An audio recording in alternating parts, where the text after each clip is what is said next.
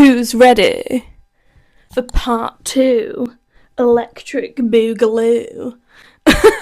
I need to calm down. This video's already a lot. Look, I'm in like a stance. I'm ready to attack. Do we feel you intimidated? I'm just gonna sit down normally. One sec. Oh my god.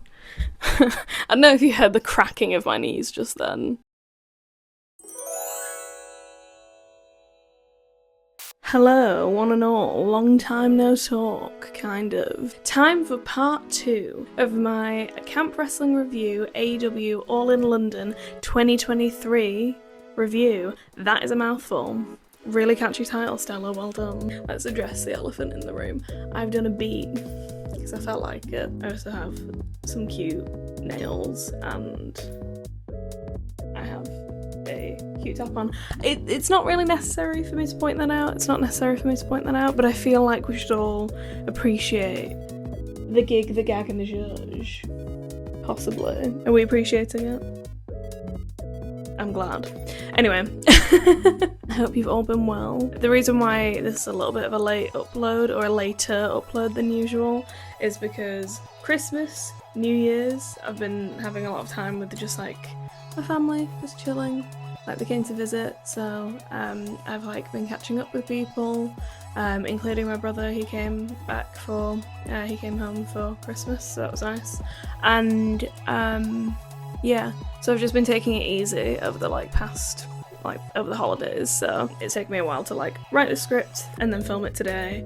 So that's why. But hopefully I'll get back into like a semi kind of like decent filming schedule. Anyway, so for those of you who've seen my part 1 of this video, if you've not seen it, I'll put the link in the description or whatever, and you can like go to it. You can find it on my channel.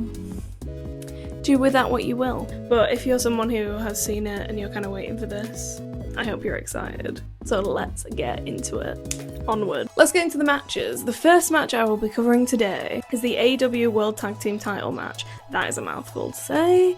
Anyway, where Cash Wheeler and Dax Harwood, aka FTR, I just have to say this before we carry on, I love their goofy ass 8-bit music for their entrance so much. Like, it's their whole gimmick is like taking themselves like fairly seriously, because they are like really talented wrestlers, but with that kind of like 8-bit kind of like old retro video game kind of music, I don't know, something about that is just like kind of like goofy and silly to me, like old school Mario, and it's great. And I don't mean that in a mean way, but it just doesn't align with like the gimmick to me.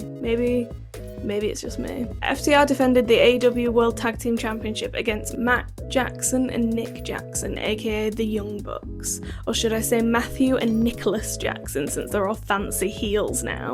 In the opening stages, Nick delivered a corkscrew moonsault on the outside to FTR. By the way, I love me a moonsault. I love so many wrestlers who do moonsaults, both male and female wrestlers, a lot of which do moonsaults. Love Julia Hart, I think she does a moonsault. Love Tiffany Stratton, she does a moonsault. Really good, really solid. I've just named 2 women then and like no men. Women do really good moonsaults a lot of the time. There are a lot of men with like really good moonsaults. I'm just a misandrist, and that's that. So oh well. Honestly, if wrestlers want to get over with me, it is really, really simple and easy to do. 1, do a moonsault. 2, have a solid kip up. And 3, have a camp gimmick. You might have heard me say like kip ups there, and for some reason they like absolutely pop me, and I really don't know why. It feels like hardwired. It feels like it's something that I was born with. You know, like if a wrestler does a kip up in front of me, I have to be like, they're amazing, and then they're just automatically like my boy, and I will ride or die for them. And I really don't know why, but I'm not mad at it. Do you know what I mean? I think it's also, if I'm being honest, mainly because I know that there is not a chance in hell that I would ever be able to do one. And I know what people must be thinking, like, oh no, Stella, you can like train and do them. No, I don't think you understand. Like, my build, regardless of if I like gained or lost weight, my build naturally is like I'm 4'11". For people who don't know, by the way, I am very short. I'm a short person. I have a very like Mediterranean, like dense build, and that's just my genetics. So in that sense, I doubt I could ever do a kip up. I'm built like Ishii. For those of you who are like Japanese wrestling fans, I love Ishii, he's my boy. I am very much built like him, and I think that's the reason why I love him so much, because I'm like, oh my god, dude, I see you, and you're a badass and you're great, but like, that is me. Representation, you know what I mean? Also, for some reason, I feel like it's necessary for me to mention the drama that happened regarding Cash Wheeler from FTR. I guess it's also because I mentioned the CM Punk drama that happened backstage in like my previous video, in my part 1 of this. But also, it is, if I'm being completely honest with myself and you all, because I am one gossipy bitch. I'm a gossipy bitch. I forgot these nails aren't that long, and I was hoping for it to like have a little bit of a to the mic, but they're not that long, so it didn't do that. Rip. Wait, I could do some ASMR. Wait. Should I just turn into an ASMR channel? An ASMR wrestling channel? Anyway, for those of you who don't know, Cash got into a bit of hot water before the show took place, like in Wembley, when he was back in America, for getting arrested for allegedly, I do want to point out that very clearly I am saying the word allegedly, and I'm using that in the context of this. Don't sue me. Please. Allegedly pointing a gun at another driver whilst he was driving in an apparent road rage incident. Yeah, I know. Now, is that a healthy way to deal with your frustration as a grown adult man? Well, no, but by now I think the charges have been dropped, because let's be honest, I mean, Cash is a privileged white dude in America, so like the most he gets is like a slap on the wrist or something like this. Allegedly. Allegedly. Allegedly. But yeah, I mention all of this, 1, so I can openly mock him, because like that's fucking funny. It's kind of fucking funny. But also, 2, as this match was going on, and I'm not sure if this is picked up in the recording of like this pay-per-view event, because I was there in person, like I said. I do really remember, and it's one of my favourite memories from this night, the entire English crowd chanting, "Cash has got a gun, Cash has got a gun, da-na-na-na-na-na-na-na-na," and that is just fucking insane. It was the funniest shit, and he just had to wrestle, like no selling it, like stone faced, and that is really fucking funny to me. Is it mean? Yeah, but like I'm mean, so I don't appreciate people saying that I'm nice. I'm not. It was like a beautiful cacophony of my British brethren. It was amazing. I felt so seen, I felt heard, I felt like my ancestors were looking down at me being like, oh yes. Back to the match itself, in the closing stages, the Young Bucks delivered 2 BTE triggers to Wheeler for a 2 count. And as the Bucks attempted the Meltzer driver, shout out Dave Meltzer, I don't know why I'm giving him a shout out. Isn't he the guy who like, he gives wrestling matches like a 5-star rating, or like star ratings? Even though that, like, I don't know, it feels weird to rate wrestling matches to me. Feels strange. And also it's kind of bollocks, because like he's given some matches like an 8-star rating, which is just like, what's the point then? It's just stupid. Anyway, that's my own beef. I start beef with Dave Meltzer. start online beef with a grown man. It's just my opinion. Anyway, whatever. FTR then countered into a shatter machine to Nick, with Cash pinning him to retain. Next match. After that was the Stadium Stampede match. Yes! I love a Stadium fucking Stampede! It's so good. It's like so chaotic, and that is... Like, if we can all tell by the way that I look and I've drawn a fucking heart on my nose, I love chaos. I love chaos, I love making people feel uncomfortable, I love weird, intense shit, okay? This is my fucking tea, bitch. This match put the team of Eddie Kingston, who's my absolute fucking ride or die boy. Again, I feel like he's much like Ishii for me, in the sense of, why is it always like middle, like, it's always just grown men?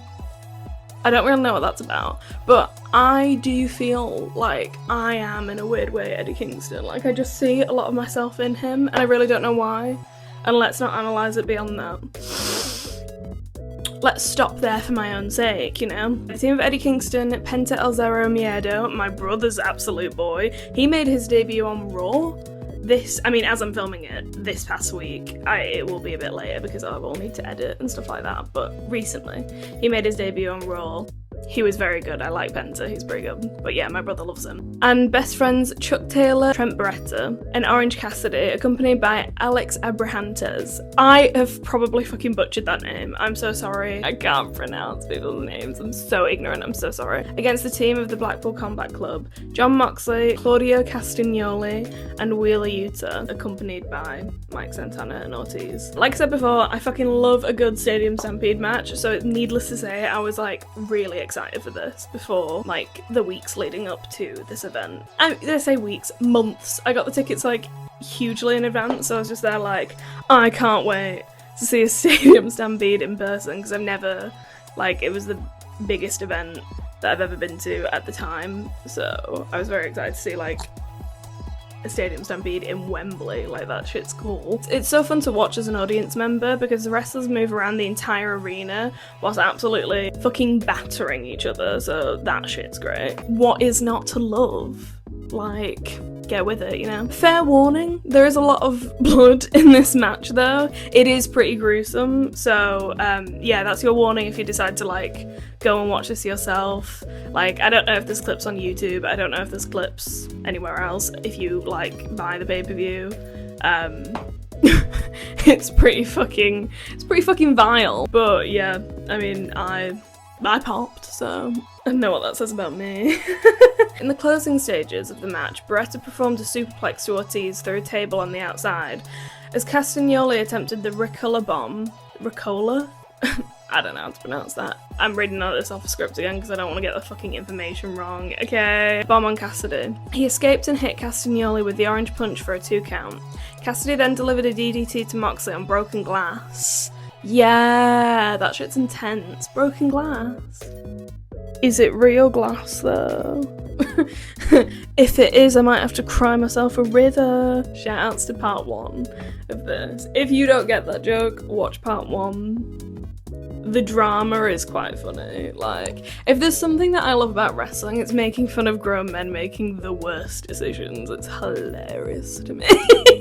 Castagnoli performed a very European uppercut to Cassidy. Kingston then hit spinning back fists up to Moxley and Castagnoli, allowing Cassidy to hit Castagnoli. This is so much information to read, sorry. I'm like, do you ever have moments where you like look at things of text and like just so overwhelmed by what you have to say or do or make sense of? That's me right now. I don't know if that's normal, I don't know if that's just a me thing, but my mind is like, I'm overwhelmed and panicking. Okay, bear with me. I'll get through it. Where was I up to? I can't even find it. No. Allowing Cassidy to hit Castagnoli with the orange punch with broken glass duct tape to his hand for the 3 count to win. That shit slays. Love that. An iconic moment in this match for me was when Trent's mum showed up in the match, because Trent and Chuck's like whole gimmick, their best friends gimmick, is kind of like, it kind of gives like preteen boys like best friends lads gimmick. And so like in previous matches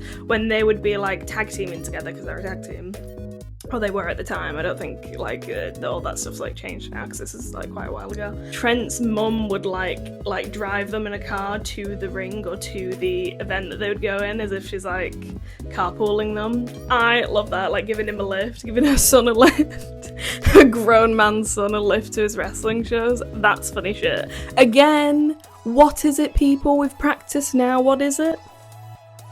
It's camp. Correct. Well done. An iconic moment in this match was when Trent's mum shows up in the match by driving her car up to her son so she can hand him a plate of biscuits for him to be able to whack Moxley over the head with them as cookies fly everywhere, just fucking flying around. This is so camp, people. That is so camp. Like, it's amazing. I mean that in the best way. The entire crowd screamed "Sue!" as she appeared, and I loved that. That was just so wholesome. At first, it was really weird actually, because I had seen like the whole thing of like her dropping off her son to like their matches and stuff. I just love it. It's so funny. But I couldn't quite register what was happening. Like I noticed the car, but I didn't know it was her because she didn't have a window down. It didn't show her face, and I think people like closer could tell it was her because they would have been able to see. So all I heard was them yelling like Sue, and at first like Sue, when a big number of people are saying it drawn out like that, sounds like a boo. So I was like, who are we booing at, people? What are we doing? But then I realised it was her and I was like, oh yay, fun, that's great, love her. She is a bad bitch.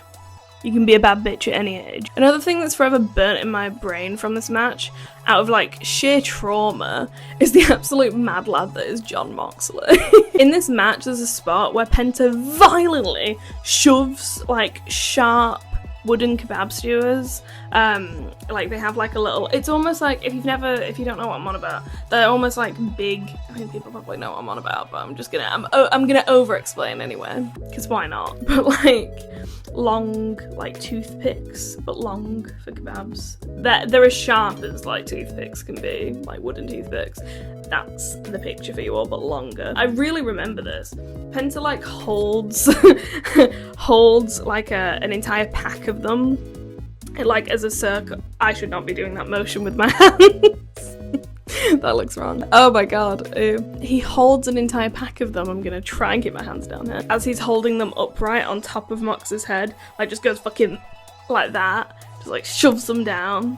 And they're just like embedded into his fucking scalp, like touching his brain, touching his fucking skull. Yeah, it's vile. It's fucking cool though, it's a cool spot, it's just fucking intense. But yeah, they were really forced in there, so much so that throughout the match, they stayed stuck in his head, like upright, in the upright, like vertical position, whilst blood pissed all over his face. And it didn't help the fact that like throughout the match and whilst like wrestlers are wrestling, obviously a lot of the time they're sweating because you're doing so much physical activity. You're running, you're hitting, you're selling, you're like fucking throwing your body, you're doing everything, you're running around an entire stadium because this is a stadium stampede match. He was sweating throughout the match because this was like a fairly early spot. There was still a lot of the match left from what I remember. And yeah, throughout the match there was like dried blood up in his scalp. It was like going down his face. It was like it was like it was a fucking like mask of blood.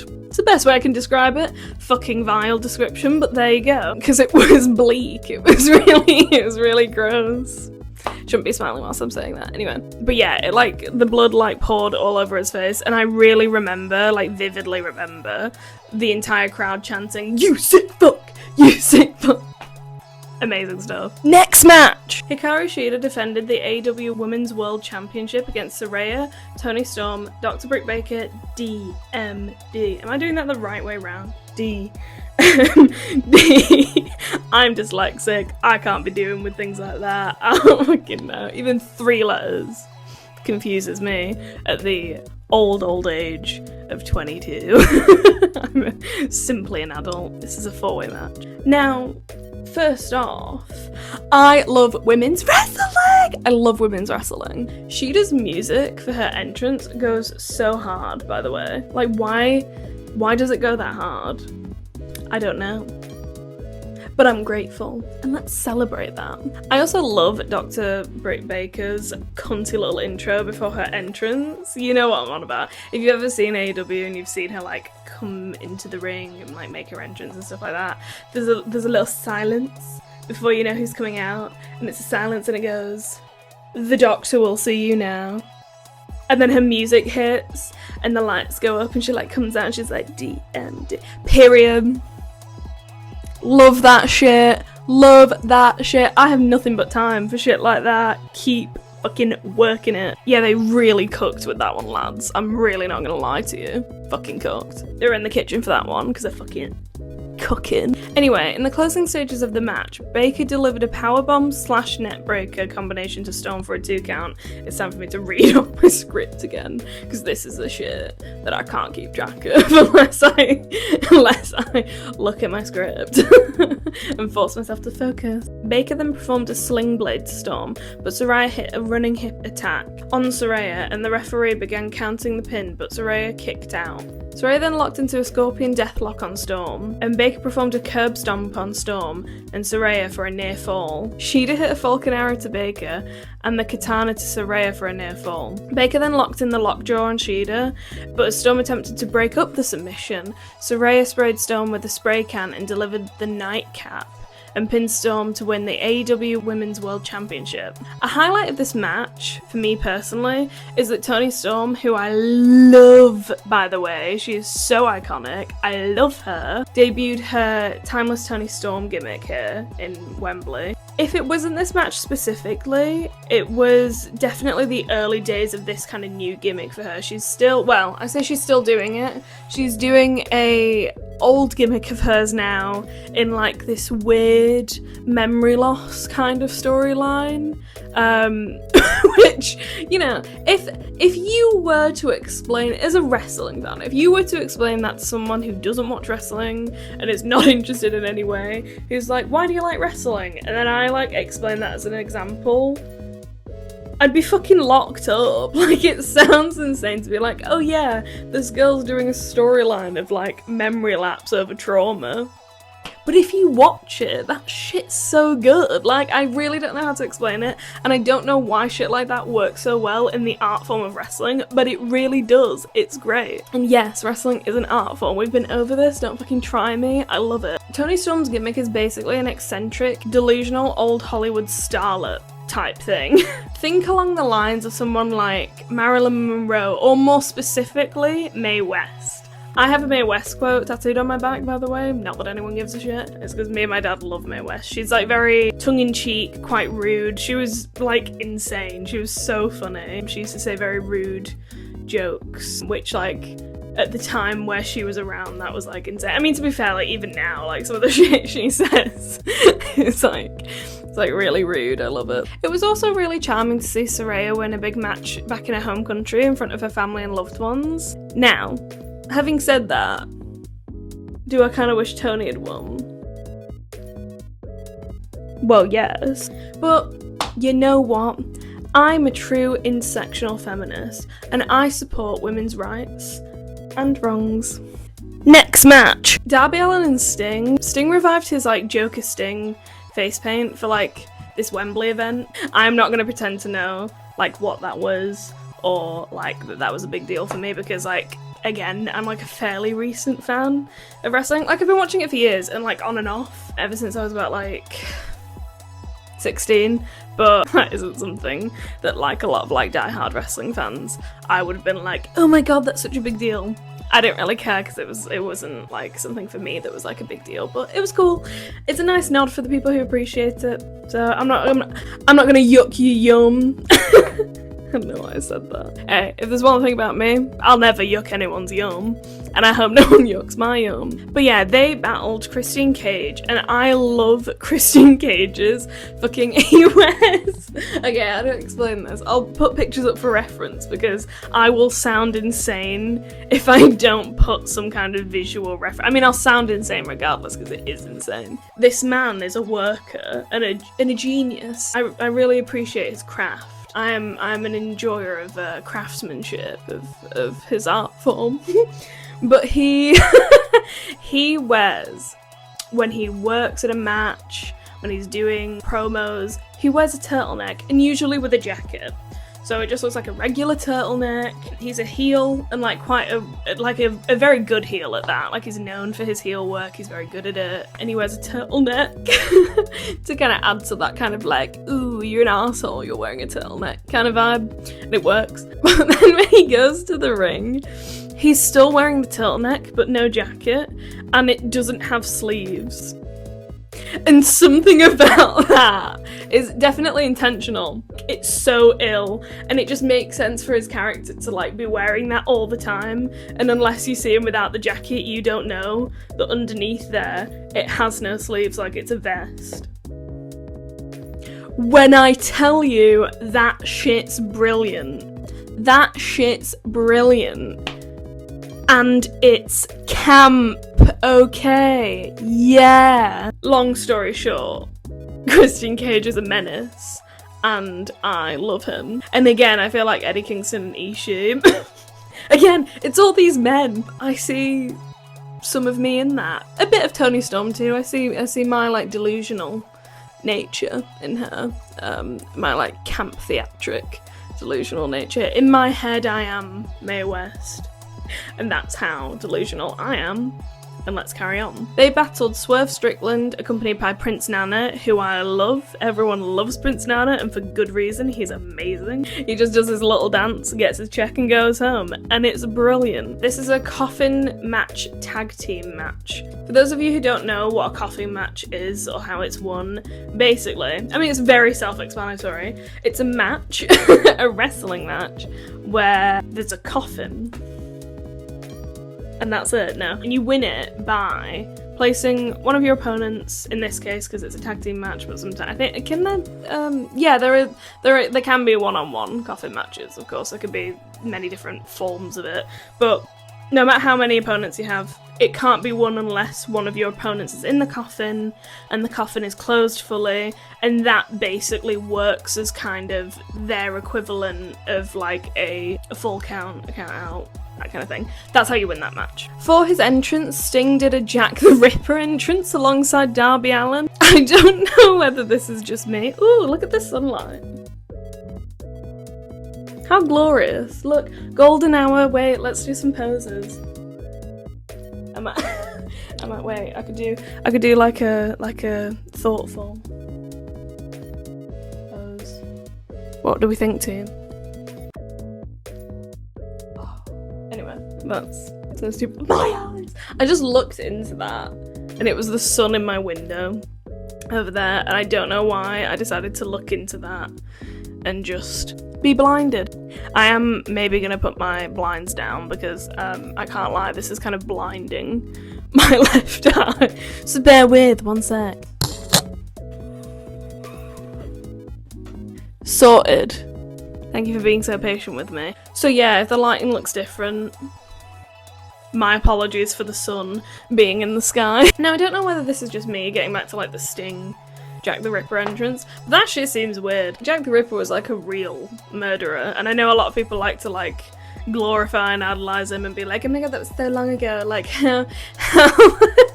how horrible that, you know, so many years ago women were under attack from a random man and being like blamed, and I'm like, oh, so good that we don't live in a time like that now. So glad it's changed, you know, lads, you know, all the growth we've done, well done. It just seems like a choice thing to do in London. I know that like enough time has passed, but he was a real murderer, and to like dress up as him in cosplay is fucking wild.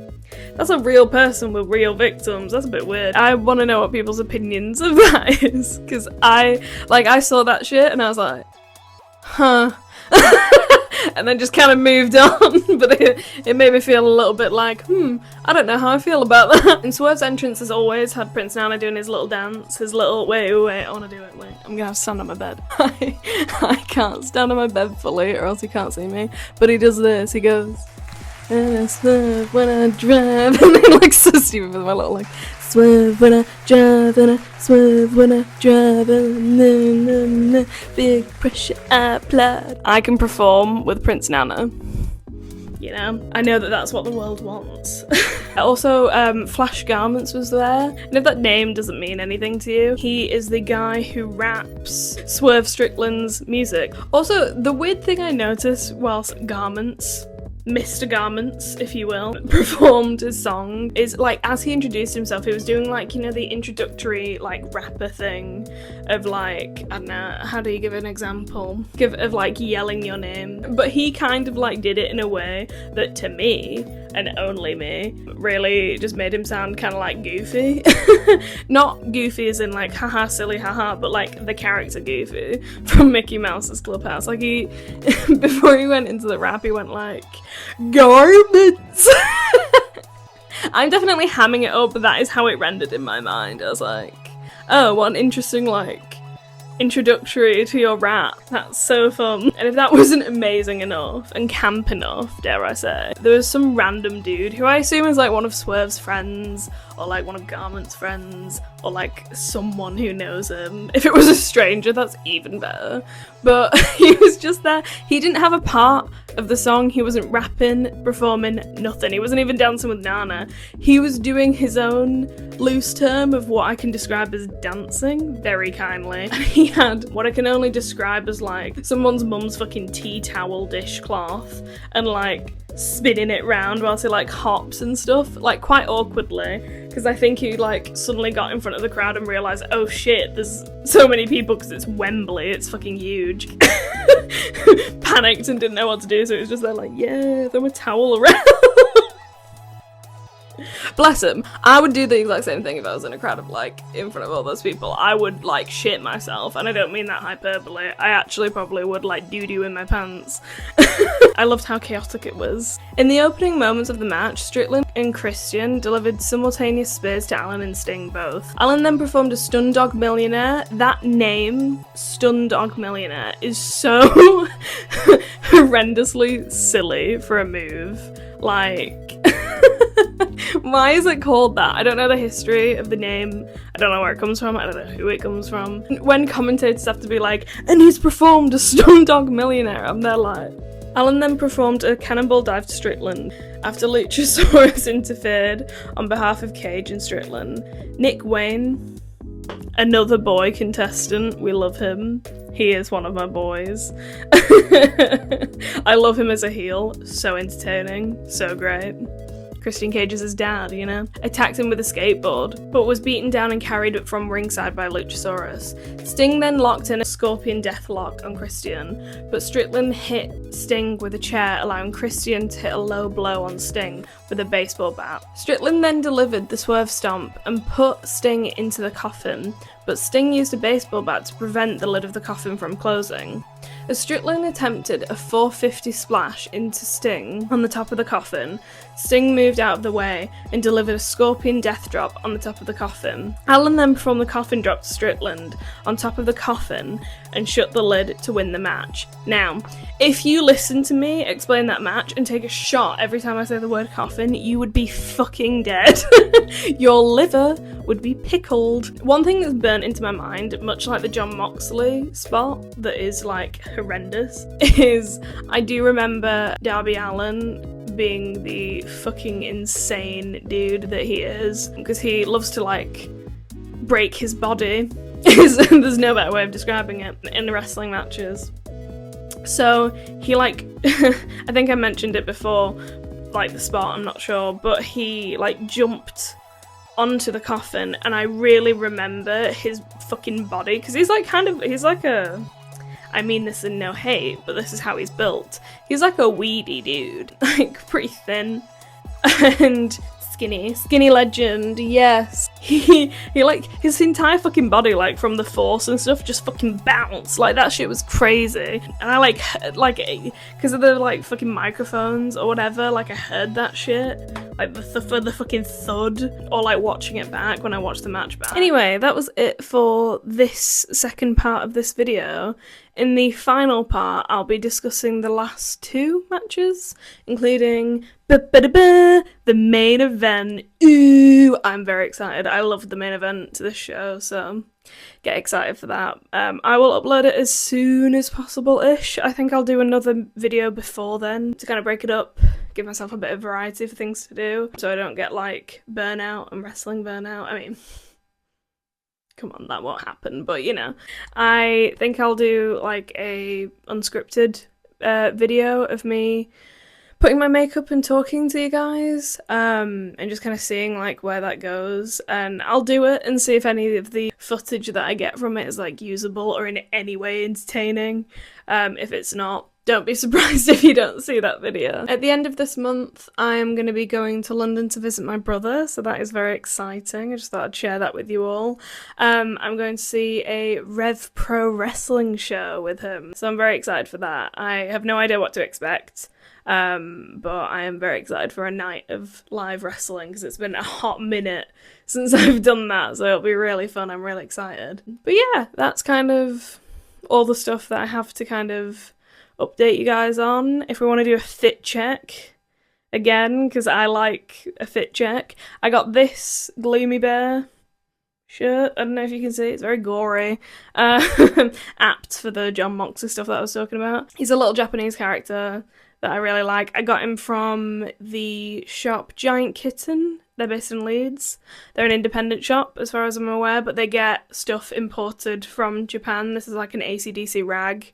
It's a Japanese brand shirt, and they did a collaboration with Gloomy Bear, but I'll put their Instagram in the description. You can order stuff on their website online. It's very good if you're all interested. And this necklace, which is a Gloomy Bear necklace, I don't know if you can see.